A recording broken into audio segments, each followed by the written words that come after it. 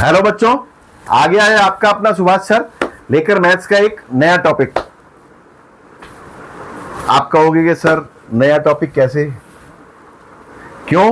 क्योंकि मैं आजकल चैप्टर 7 11th क्लास का करवा रहा हूं, जिसमें परमुटेशंस एंड कॉम्बिनेशंस जिसका नाम है, इसमें से परमुटेशंस में आपको ये टॉपिक करवा चुका हूं। आज एक नया टॉपिक मैं आपको करवाऊंगा, दैट इज नेम्ड कॉम्बिनेशंस। तो इसलिए इसको हम लेकर आया हूं मैं एक नया टॉपिक। ठीक है, इससे पहले कि मैं आज का टॉपिक स्टार्ट करूं, मेरी आपसे वही रिक्वेस्ट कि मेरे चैनल को सब्सक्राइब, शेयर और लाइक करना बिल्कुल ना भूलें, और साथ साथ बेल बटन भी दबा दें, जिससे कि मेरी आने वाली वीडियोस के नोटिफिकेशंस आपको टाइम पर मिलते रहें। तो आइए शुरू करते हैं आज का टॉपिक, कॉम्बिनेशंस। जैसे मैंने आपको परमुटेशंस बताया था, परमुटेशंस का फार्मूला मैंने आपको लिखवाया था, NPR is equal to n factorial divided by n minus r factorial. जैसे परमुटेशन के नाम हम P लिखते हैं, ऐसे कॉम्बिनेशन को हम NC लिखते हैं, तो वो होता है NCR। मतलब out of A total number of n objects, if r objects are to be arranged in some order, or in order some in r ways n objects can be arranged, then the formula is n factorial divided by n minus r factorial। यहां पर मैंने एक और चीज word बताई थी आपको, अगर वर्ड ऑर्डर, अरेंज और फॉर्म्ड यूज हो तो हम परमुटेशंस यूज करते हैं। ठीक है, कॉम्बिनेशन का फॉर्मूला आपका है n factorial divided by r factorial into n minus r factorial. ये आपका कॉम्बिनेशन का फॉर्मूला है। अब कॉम्बिनेशन का फॉर्मूला यूज कहां होता है? जहां पर हमें सिलेक्शन करना हो, इलेक्शन करना हो, चूज करना हो, वहां पर हम कॉम्बिनेशन का यूज करेंगे। ये कीवर्ड्स आप याद रख लो, परमुटेशंस और कॉम्बिनेशंस। वर्ड प्रॉब्लम्स में अगर ये कीवर्ड्स आपको आ रहे हैं तो मैक्सिमम केसेस में, हर केस में नहीं कह रहा, मैक्सिमम 99% केसेस में आपका परमुटेशन यूज होगा और 99% केसेस में आपका कॉम्बिनेशन यूज होगा। सिर्फ 1% केसेस ऐसे हो सकते हैं, वो क्वेश्चंस एक्सेप्शनल क्वेश्चंस कहलाते हैं, और उन क्वेश्चंस को कैसे करते हैं वो हम एक स्पेशल क्लास में सीखेंगे।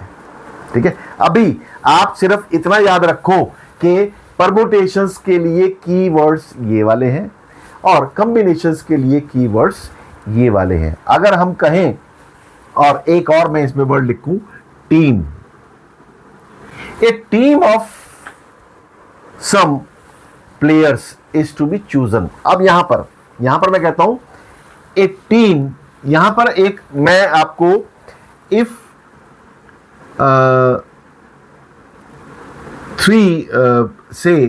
5 players are to be lined up और arranged in a line। 5 players को हमने एक लाइन में अरेंज करना है। ठीक है, और एक है कि we have to choose a team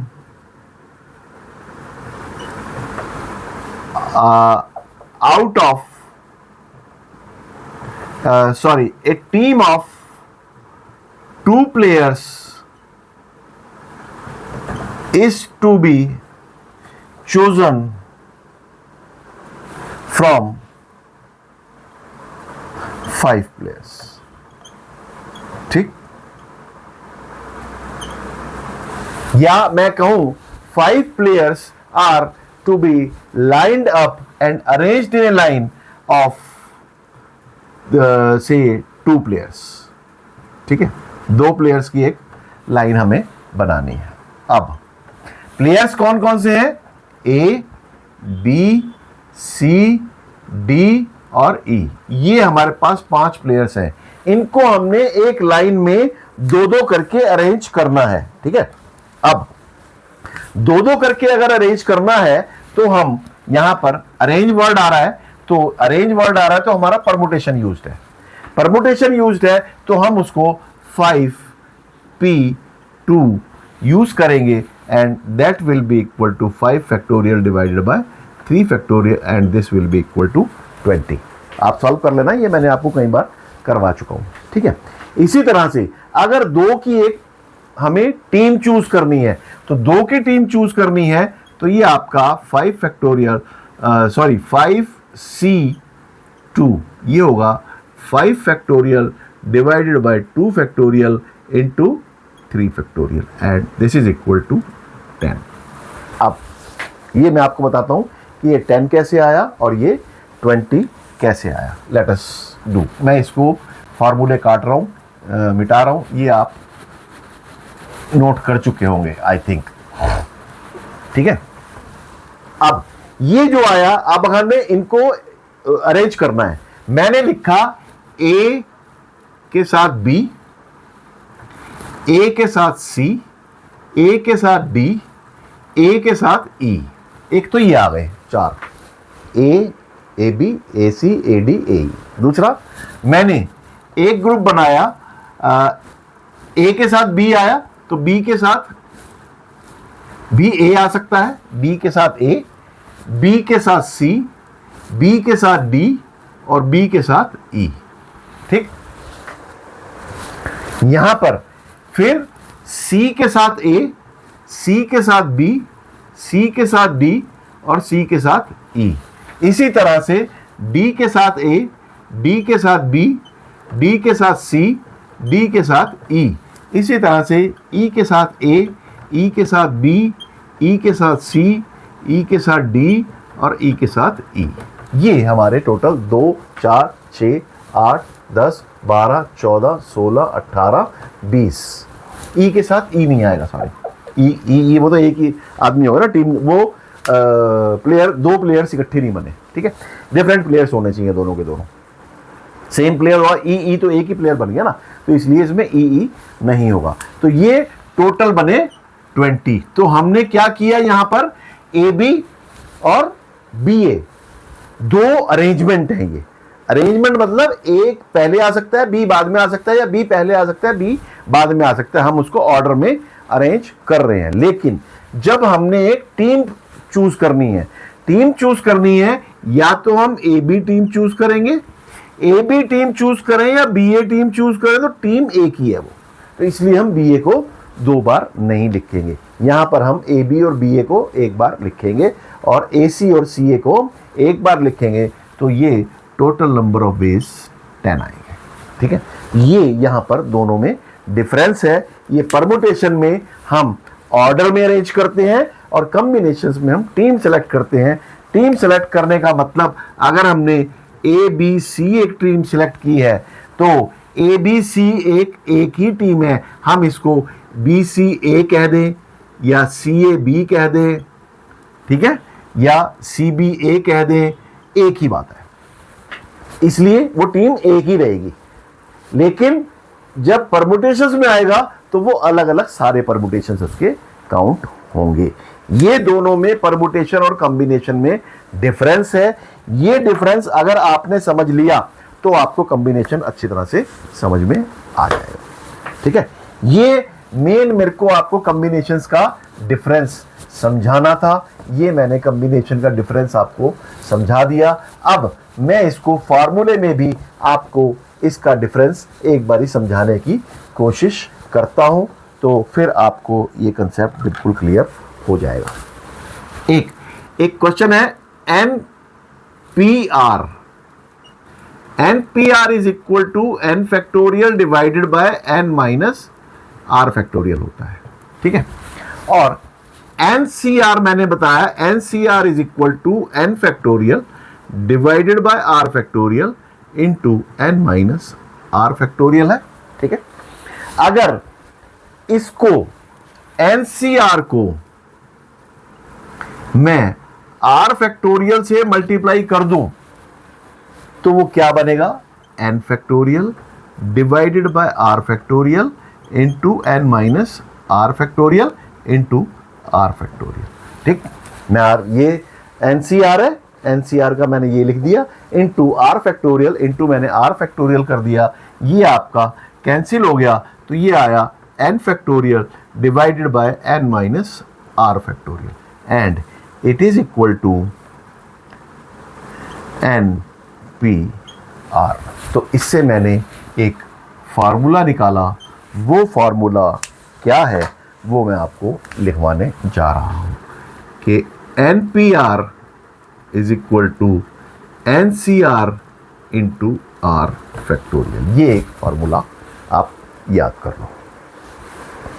permutation और कॉम्बिनेशन का ये, अगर हम सिलेक्शन को अरेंजमेंट में कन्वर्ट करना है तो उसको आर फैक्टोरियल से मल्टीप्लाई कर दो तो आपका वो परमुटेशन का फार्मूला बन जाएगा। आइए अब इस पर बेस्ड हम कुछ क्वेश्चंस करते हैं। एक और अगर मैं चीज़ इसमें बताना चाहूँ कि एक NC1 इज इक्वल टू क्या होता है, NC0 पहले करो, ठीक है। NC0 इज इक्वल टू 1 होता है। देखो, n factorial divided by 0 factorial into n minus 0 factorial, it is n factorial divided by n factorial is equal to 1। ठीक, इसी तरह से NC1 अगर मैं 1 करूं तो ये n into n minus 1 factorial divided by 1 factorial into n minus 1 factorial, ये कैंसिल हो गया, इज इक्वल टू n होता है। ये n होता है। और एक है NCN, अगर मैं यहाँ पर n रख दूँ तो ये आया n factorial divided by n factorial into n minus n factorial and it is equal to again 1। So यहाँ पर क्या हुआ कि NC1 is equal to NCN is equal to 1 होता है। ये आप याद कर लो फार्मूला। ये फार्मूला आपको कहीं भी यूज़ हो सकता है। ये मैंने आपको प्रूव करके ही बता दिया और आपको फार्मूला ही बता दिया। NC0 1 होता है, NC1 n होता है और NCN भी 1 होता है। अब इसकी एक्सरसाइज कॉम्बिनेशन से रिलेटेड कुछ क्वेश्चंस मैं आपको करवाता हूं और वो क्वेश्चंस करने के बाद फिर आपको कॉम्बिनेशंस फिर अच्छी तरह से समझ में आ जाएगा। ठीक है, अब एक क्वेश्चन है, a committee of 3 is to be selected from a member of 5 persons। ठीक है, a committee of 3 persons to be constituted from a group of 2 men and 3 women। मतलब 2 men and 3 women, committee of 3 to be selected। ठीक है, यहां पर मैं word formed भी लिख सकता, committee of 3 is to be formed, तो यहां पर वर्ड एक कमेटी आ गया और कमेटी ऑफ 3 जो है वो हम सेलेक्ट करेंगे, फॉर्म करेंगे, उसका एक ही मीनिंग है। तो फॉर्म करने का मतलब यहाँ पर वो परमुटेशन नहीं है। ये मैंने एक्सेप्शनल एक चीज़ बताई थी। यहाँ पर 2 और 3 total n is equal to, total persons कितने हैं 5, 5 में से हमें 3 की कमेटी बनानी है तो r इज इक्वल टू 3। क्योंकि ये सिलेक्टेड है तो ये कॉम्बिनेशन का क्वेश्चन है, तो इसको हम NC3 दैट इज 5C3 ये रखेंगे और it will be equal to 5 factorial divided by 3 factorial into 2 factorial and it is equal to 10। आप सॉल्व कर लो, इसका आंसर 10 आएगा।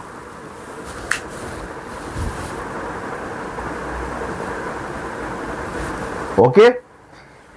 अब एक और चीज कह रहा है वो, इन how many veg these committee would consist of 1 man and 2 women. यहां पर तो क्या है कि 3 की कमेटी बनानी है, दोनों आदमी हो सकते हैं, एक औरत हो सकती है, या या तीनों औरतें भी हो सकती हैं, या 3 में से एक औरत 2 आदमी, कुछ भी हो सकता है। लेकिन वो कह रहा है कि इस कमेटी में 1 मैन एंड 2 वुमेन होने जरूरी है। तो इसका मतलब 2 मैन में से 1 मैन और 3 वुमेन में से 2 वुमेन हमने सेलेक्ट करनी है। तो यहां पर 2C1 इंटू 3C2 ये टोटल नंबर ऑफ इसके कॉम्बिनेशंस बनेंगे। 2C1 इज इक्वल टू 2 होता है और 3C2 इज इक्वल टू 3 होता है। तो टोटल इसमें 6 की कमेटी बनेगी। ये मैं आपको सॉल्व इसलिए करके नहीं बता रहा क्योंकि फॉर्मूले में आपने जस्ट अप्लाई करना है इसको। कहो तो मैं इसको ये सॉल्व करके दिखा देता हूं आपको। ये है 5 इंटू 4 इंटू 3 पर मैंने रोक दिया, ये 3 फैक्टोरियल इंटू इसको 2 इंटू 1, 3 फैक्टोरियल से 3 फैक्टोरियल गया, 2 से 2 गया, 5 2 10। ठीक, ये इसी तरह से आप इनको सॉल्व करके देख सकते हैं। अब हम इसकी एक्सरसाइज 7.4 के कुछ क्वेश्चंस करके देखेंगे और उसके बाद ये 7.4 खत्म होने के बाद हमारा ये चैप्टर परमुटेशंस एंड कॉम्बिनेशंस बिल्कुल फिनिश हो जाएगा। एक्सरसाइज 7.4 का हम पहला क्वेश्चन कर रहे हैं। पहला क्वेश्चन है NC8 is equal to NC2 if find the value of NC2। ये क्वेश्चन है, इसको हमने फाइंड आउट करना है। ये क्वेश्चन जो है थोड़ा सा ट्रिकी क्वेश्चन है। इस ट्रिकी क्वेश्चन को करने के लिए हम इसको कैसे करेंगे, एक मैं आपको नोटेशन लिख के दिखाता हूं, वो नोटेशन जो है उससे हम इसको इजीली प्रूव कर पाएंगे। वो नोटेशन क्या है कि NCR is equal to NCN-R, ये दोनों इक्वल होते हैं। कैसे होते हैं हम इसको प्रूव करके देखते हैं। ये है n factorial divided by r factorial into n minus r factorial. This is equal to, this is n factorial divided by n minus r factorial into n minus n plus r factorial. ये हो गया n minus n, bracket में इसको n minus r रखेंगे तो bracket खुल के n minus n plus r factorial हो जाएगा। ये आया n factorial divided by r factorial into n minus r factorial is equal to n factorial divided by n minus r factorial into r factorial. ये दोनों चीजें जो है बिल्कुल सेम हो गई हैं। ठीक है, ये दोनों चीजें एग्जैक्टली सेम है। तो इसका मतलब क्या है कि ये दोनों नोटेशंस एग्जैक्टली सेम है, दोनों सेम है ना। अब अगर ये दोनों सेम है तो इसका मतलब NC8 is equal to NC2 को मैं अगर इक्वल रखूं, कि मैं अगर ये लिखूं कि अगर ये NC8 is equal to NC2 is in the form NCR is equal to NCN-R। ठीक है, R अगर 8 है तो R अगर 8 है तो मैं इसको यहां पर 8 is equal to N minus 2 ये रखूं। ठीक है, इसको मैं इस फॉर्म में लिखूं, 8 is equal to N minus 2।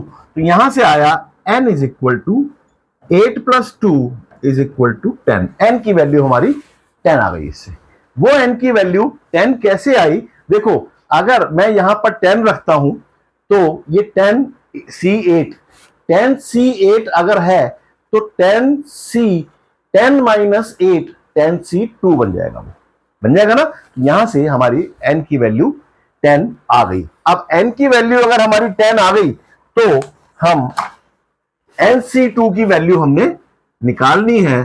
तो nc2 is equal to 10c2 हो गया, क्योंकि n हमारा 10 है, और 10c2 is equal to 10 factorial divided by 2 factorial into 10 minus 2 factorial, and it is equal to 10 factorial divided by 2 factorial into 8 factorial. ठीक, इसको 8 factorial तक हम 10 फैक्टोरियल को एक्सपेंड करेंगे। 10 into 9 into 8 factorial whole divided by 2 को expand किया 2 into 1 into 8 factorial, और ये 8 फैक्टोरियल से 8 फैक्टोरियल कैंसिल्ड आउट हो गया। 2 से इसको काटा, 2 5 जार 10 एंड 5 9 जार 45। तो NC2 की वैल्यू हो गई 45, इट इज 45। ठीक, इसको थोड़ा सा ये ट्रिकी क्वेश्चन है, इसके लिए हमें ये नोटेशन जो है याद रखनी पड़ेगी। ठीक है, जहां पर भी ये NN है और इन दोनों का उसको हम अगर इक्वल रख लें तो उससे हम n की वैल्यू निकाल सकते हैं। n is equal to r is equal to n minus r रख ले तो उससे उसकी वैल्यू आ जाएगी। ठीक है, हम इसका एक सेकंड क्वेश्चन और करते हैं, वो भी इसी तरह का क्वेश्चन है, लेकिन वो सिंपल कैलकुलेशन वाला क्वेश्चन है, उसमें कोई ट्रिक नहीं है। वो क्वेश्चन क्या है वो मैं अभी आपको करके दिखाता हूं। उस क्वेश्चन का जो क्या है क्वेश्चन, वो 2nc3 2n this is 2nc3 ratio nc3 is equal to 12:1। वो कहता है find the value of n। यहां पर 2n है, यहां पर n है। इसको हम कैसे सॉल्व करेंगे? दोनों को सॉल्व कर लो। रेशो का मतलब डिवाइड होता है, तो हम इन दोनों को डिवाइड करेंगे। ये आया आपका, इसको आया 2n factorial whole divided by 3 factorial into 2n minus 3 factorial. ठीक है, और इंटू ये डिवाइड है तो इसका मैं, या चलो अभी इसको ऐसे ही रखते हैं, whole divided by n factorial divided by 3 factorial into n minus 3 factorial. ये आ गया इसका रेशो, और ये is equal to 12 divided by 1 हुआ। ठीक है, इसको अगर हम आगे फर्दर और सॉल्व करें तो ये आया हमारा 2n फैक्टोरियल को हम 2n माइनस 3 तक एक्सपेंड करें तो हमारा 2n माइनस 3 जो है कैंसिल हो जाएगा। इसको मैं एक्सपेंड कर रहा हूं 2n into 2n minus 1 into 2n minus 2 into 2n minus 3। ये यहां पर पूरा नहीं आएगा तो इसको हम नीचे करते हैं। ठीक है, ये आएगा 2n into 2n minus 1 into 2n minus 2 into 2n minus 3 factorial whole divided by 3 factorial into 2n minus 3 factorial. ये आपकी न्यूमरेटर वाली चीज आ गई। अब डिनोमिनेटर वाली चीज मल्टीप्लाई में जाके ये जो है उल्टा हो जाएगा। ये हुआ 3 फैक्टोरियल इज इक्वल टू, ये जो है इसको भी n माइनस 3 फैक्टोरियल है यहां पर, ये n माइनस 3 फैक्टोरियल। ऐसे ही इस n को भी हम n into n minus 1 into n minus 2 into n minus 3 factorial तक एक्सपेंड कर लेंगे, और ये इज इक्वल टू आ गया 12। ठीक है, 12 बाय 1 इज 12। ये आ गया। अब इसमें से जो जो कटता है वो काट दो। ये 2n माइनस 3 फैक्टोरियल से 2n माइनस 3 फैक्टोरियल कट गया, n माइनस 3 फैक्टोरियल से n माइनस 3 फैक्टोरियल कट गया, और ये n से ये n कैंसिल हो गया, और ये 3 फैक्टोरियल से ये 3 फैक्टोरियल कैंसिल हो गया।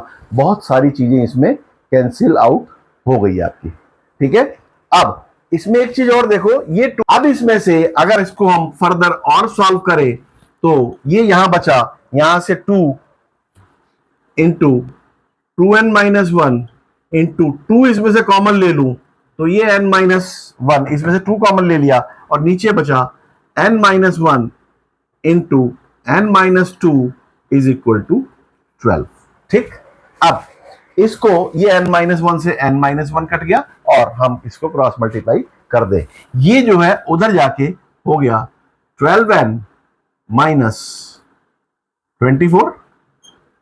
ठीक है, और ये 2 2 जार 4 हो गया, 4 2 जार 8n माइनस 4 हो गया। ठीक है, अब 8n minus 24 is equal to 8n minus 12n, n वाली टर्म्स इकट्ठी करेंगे ना, माइनस 24 प्लस 4, ये इज इक्वल टू आया minus 4n is equal to minus 20 and n is equal to 5। ये n की वैल्यू आपकी आ गई, n इज इक्वल टू 5। यहां पर n फाइंड आउट करने को कह रहा है, कुछ नहीं है इसमें, जस्ट मैंने इसको सिंप्लीफाई किया है और सिंप्लीफाई करके इसकी वैल्यू निकाल दी। अब इससे आगे 7.4 एक्सरसाइज के मैं आपको कुछ और क्वेश्चंस करवाता हूं और फिर उसके बाद 2 4 5 7 क्वेश्चंस करके हम इस चैप्टर को भी खत्म कर देंगे। ये चैप्टर खत्म होने के बाद फिर हम नेक्स्ट चैप्टर पर, और ये हमारा कॉम्बिनेशंस का लास्ट चैप्टर है, लास्ट एक्सरसाइज है 7.4 आज फिनिश करने के बाद हम इसको चैप्टर को खत्म कर देंगे। नेक्स्ट क्लास में मैं आपको नेक्स्ट चैप्टर स्टार्ट कराऊंगा, दैट इज बाइनोमियल थ्योरम। ठीक है, नोट कर लो आप ये सारा का सारा। Course be drawn through 21 points of on a circle. अब यहां पर एक सर्कल है, इस सर्कल पे 21 पॉइंट्स हैं। इन 21 पॉइंट्स से वो कहता है कितनी कोर्स ड्रॉ कर सकती हैं। ठीक है, तो total number of points is 21। At a time हमने कितने पॉइंट्स यूज करने हैं? 2, तो r इज इक्वल टू 2। ठीक, 2 हमने कोर्स यूज करनी है, तो यहां पर 2 हमने पॉइंट्स यूज करने हैं। 21c2 will be its answer. इसको सॉल्व कर लो, that is 21 factorial divided by 2 factorial into 21 minus 2 factorial, that is 21 into 20 into 19 factorial divided by 2 into 1 into 19 factorial. ये कैंसिल हो गया, 2 10s are 210 is the answer. Total 210 हम course इससे draw कर सकते हैं। जैसे हम इसको ज्वाइन करें, इसको ज्वाइन करें, इसको ज्वाइन करें, इसको ज्वाइन करें, इसको ज्वाइन करें, ये सबको आपस में हम ज्वाइन करते हुए चले जाएंगे। जितनी कॉर्ड्स हम ड्रॉ कर सकते हैं, that is total number of chords drawn is 210। अब वो कहता है कि फ्रॉम ए बैग, एक बैग में से find the number of ways of selecting 9 balls. We have to select 9 balls. Find the number of ways selecting 9 balls from 6 red and 5 white. मतलब 6 red, 5 white and 5 blue. 5 white and 5 blue balls, इसमें से 9 balls हमने draw करनी है। तो total balls कितनी है? 6 और 5 11 और 5 16। तो रिक्वायर्ड बॉल्स कितनी है? 9। तो ये हुआ n, ये हुआ r। तो choosing 9 balls out of 16 balls is 16C9। ये आपका आंसर हो जाएगा इस क्वेश्चन में। अब आगे एक क्वेश्चन और कह रहा है, वो इसी से part, if selection consists of 3 balls of each colour. Her colour की 3 बॉल्स होना जरूरी है। हर कलर्स की 3 बॉल्स मतलब 6 में से 3 बॉल्स, 5 में से 3 बॉल्स और 5 में से 3 बॉल्स। इनको आपस में मल्टीप्लाई कर दो, total number of ways of selecting 9 balls. ये तो 9 बॉल्स कोई भी हो सकती हैं, मतलब 6 रेड, 1 वाइट और 3 ब्लू, ये हो सकती है, कुछ भी कॉम्बिनेशन हो सकता है। लेकिन वो कह रहा है हर बॉल जो है 3 बॉल्स जो है एक कलर की होनी बहुत जरूरी है, तो उसका कॉम्बिनेशन ये बनेगा। अब वो एक क्वेश्चन और है, ए बैग कंटेन्स, ये सारे के सारे सिलेक्शन वाले क्वेश्चंस हैं। ए bag contains 5 black and 6 red balls, 5 black and 6 red balls, ये हमारे पास बॉल्स हैं, ठीक है। अब वो कहते हैं determine the number of ways in which 2 black and 3 red balls can be selected. 2 black and 3 red can be selected. तो ये हुआ हमारा टोटल, ये हुआ हमारा सिलेक्शन। टोटल हमारा n होता है, सिलेक्शन हमारा r होता है। तो यहां पर आपका फॉर्मूला बनेगा, 5 में से 2 बॉल सेलेक्ट करनी है हमने, तो 5c2 इंटू 6 में से 3 बॉल सेलेक्ट करनी है, तो आंसर सिलेक्शन होता है हमारा 6c3। ये जो आंसर आएगा वो हमारा टोटल आ जाएगा, ठीक है। ओके,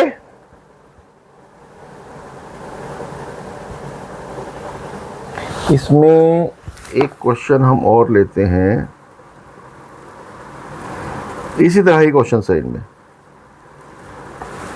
ये कह रहा है in how many ways, last question है इसका, in how many ways can a student choose a program of 5 courses if 9 courses are available, ठीक है। तो यहां पर हम लिखेंगे टोटल कोर्सेज अवेलेबल। एक और देखो यहां पर, अब total courses is equal to 9, ठीक है। Student has to choose a program of 5 courses. अब स्टूडेंट टू चूज 9, ठीक है। 9 courses are available and 2 specific courses are compulsory for every student। अब इस 9 में से 2 are compulsory। अब 9 में से 5 सेलेक्ट करने हैं, 9 में से 2 तो कंपलसरी है, 5 में से 2 आपने लेने कंपलसरी है। इसका मतलब 9 में से 2 गए, बाकी बचे 7, मतलब आपने 7 में से चूज करने हैं ना, बाकी तो 2 तो आपके कंपलसरी हो गए। अब चूज कितने करने, 3, तो टोटल आपके 7c3, ये आपका आंसर होगा। वो जो आंसर होगा उसको हम कैलकुलेट अगर करेंगे तो ये आएगा आपका 7 factorial divided by 3 factorial into 7 minus 3 factorial. Formula आपका NCR का n factorial divided by r factorial into n minus r factorial. इसको अगर हम सॉल्व करें तो ये आएगा 7 into 6 into 5 into 4 into 4 factorial whole divided by 3 into 2 into 1 into 7 minus 3 4 factorial. 4 factorial से 4 फैक्टोरियल कैंसिल है, 3 2 जार 6 कैंसिल हो गया, 7 5 jar 35। In 35 ways he can choose a course of 5 subjects, ठीक। ये आपका परमुटेशंस एंड कॉम्बिनेशंस का chapter का concept मेरी तरफ से कंप्लीट हुआ। अब आप इस चैप्टर की एक्सरसाइजेस के प्रैक्टिस कीजिए, क्वेश्चंस कहीं बाहर से और मिलते हैं तो वो भी लेकर प्रैक्टिस कीजिए। जितनी ज़्यादा आप प्रैक्टिस करोगे उतना ज़्यादा आपको समझ में आएगा, इसलिए प्रैक्टिस प्रैक्टिस एंड प्रैक्टिस करते रहो और क्वेश्चंस को सॉल्व करते रहो। जितनी ज़्यादा प्रैक्टिस करोगे उतना ज़्यादा आपको क्वेश्चंस समझ में आएंगे। मेरा एक ही आपको कहना है कि practice practice practice practice makes a man perfect. मैंने आपको बार बार बोला है कि मैथ्स को रटना नहीं है, मैथ्स को समझना है, समझ के प्रैक्टिस करनी है। जितनी ज़्यादा प्रैक्टिस आप करोगे उतना ज़्यादा आपको समझ में आएगा। ठीक है, इसीलिए मैं कहता हूँ कि मैथ्स को रटना नहीं है, मैथ्स को समझना है। और मैथ्स को इसीलिए रटो मत, पढ़ते रहो, आगे बढ़ते रहो और मुझसे सवाल पूछते रहो। जाने से पहले फिर मेरी आपसे एक रिक्वेस्ट कि मेरे चैनल को सब्सक्राइब, शेयर और लाइक करना बिल्कुल ना भूलें, और साथ साथ बेल बटन भी दबा देंगे तो आपका भी फ़ायदा होगा और मेरा भी फ़ायदा होगा। तो ऐसा क्यों ना करें कि दोनों के फ़ायदे वाली बात करें, तो इसलिए जाते जाते बेल बटन दबा ही दो। फिर मिलेंगे अगली क्लास में अगले टॉपिक के साथ, अगले चैप्टर के साथ, चैप्टर नंबर 8 नेक्स्ट क्लास में मैं स्टार्ट करवाऊंगा। और जाने से पहले आपको फिर एक बार good luck, goodbye, thank you very much.